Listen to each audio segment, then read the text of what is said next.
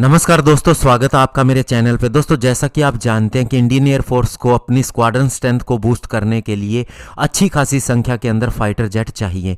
ऐसे में दोस्तों आप जानते हैं कि इंडिया को एक MRFA डील करनी थी मल्टी रोल फाइटर एयरक्राफ्ट की, जिसके तहत 114 फाइटर जेट खरीदे जाने हैं और उन्हें इंडिया में ही बनाया जाना है।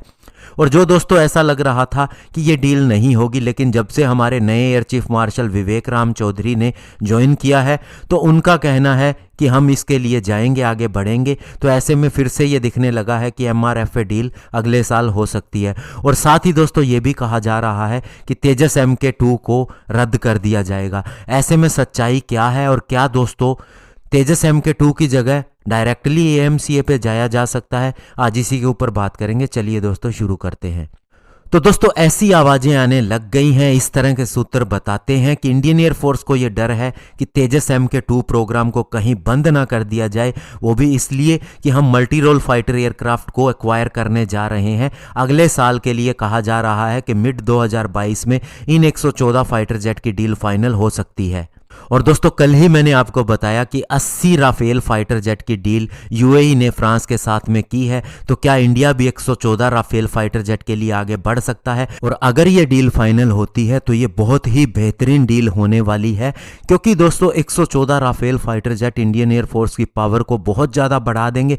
अब विश्व स्तर पर भी ये मान लिया गया है कि राफेल एक बहुत ही बेहतरीन फाइटर जेट है और साथ ही इंडिया स्पेसिफिक एनहेंसमेंट के साथ में इसका कोई मुकाबला नहीं होगा। और साथ ही दोस्तों टेक्नोलॉजी ट्रांसफर होगा तो हमें बहुत कुछ सीखने को मिलेगा। अब दोस्तों बात आती है कि तेजस MK2 को रद्द करने की। तो ऐसे में आपको बताना चाहूंगा कि अगर 114 या 150 राफेल फाइटर जेट भी खरीद लिए जाते हैं तो भी इंडियन एयरफोर्स को कम से कम 500 एयरक्राफ्ट की जरूरत है। अगर हम देखें हमारे दो हॉस्टाइल नेबर को देखें तो ऐसे में तेजस MK2 को रद्द करने का कोई सवाल ही नहीं पैदा होता। लेकिन हाँ, एक चीज दोस्तों हो सकती है कि अगर हम ये फैसला करें कि हम AMCA फाइटर जेट के साथ पहले जाएंगे या उसका प्रोडक्शन जल्दी शुरू कर देंगे और तेजस MK2 की वजह से उसका प्रोडक्शन डिले होता है, तो ऐसे में डायरेक्टली AMCA के साथ में जाने में कोई भी बुराई नहीं, क्योंकि वो एक 5th जनरेशन फाइटर जेट है और चाइना का दावा है कि उसके पास already 5th generation fighter jet है। लेकिन दोस्तों अगर हम बात करें प्लानिंग की, तो ADA की जो इंडियन एयरफोर्स के साथ में मीटिंग हुई है और साथ ही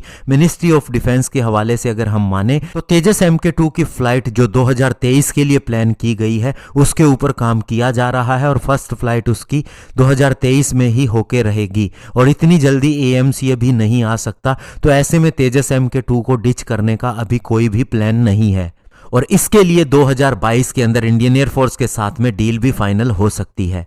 तो ऐसे में दोस्तों अगले साल तक हमें वेट करना पड़ेगा और ये देखना पड़ेगा कि क्या हम 114 फाइटर जेट के लिए आगे बढ़ते हैं और कौन सा फाइटर जेट सिलेक्ट करते हैं और इसके साथ ही तेजस MK2 की डील होती है या नहीं होती है। लेकिन अभी तक यही लग रहा है कि तेजस MK2 भी आएगा, क्योंकि दोस्तों हमें सिंगल इंजन फाइटर जेट और डबल इंजन फाइटर जेट का एक बराबर रेशो रखना चाहिए। अभी हमारे पास डबल इंजन फाइटर जेट काफी संख्या के अंदर है, तो ऐसे में सिंगल इंजन फाइटर जेट भी होना जरूरी है, जिसके लिए तेजस MK2 सबसे बेहतर ऑप्शन हो सकता है। धन्यवाद, जय हिंद।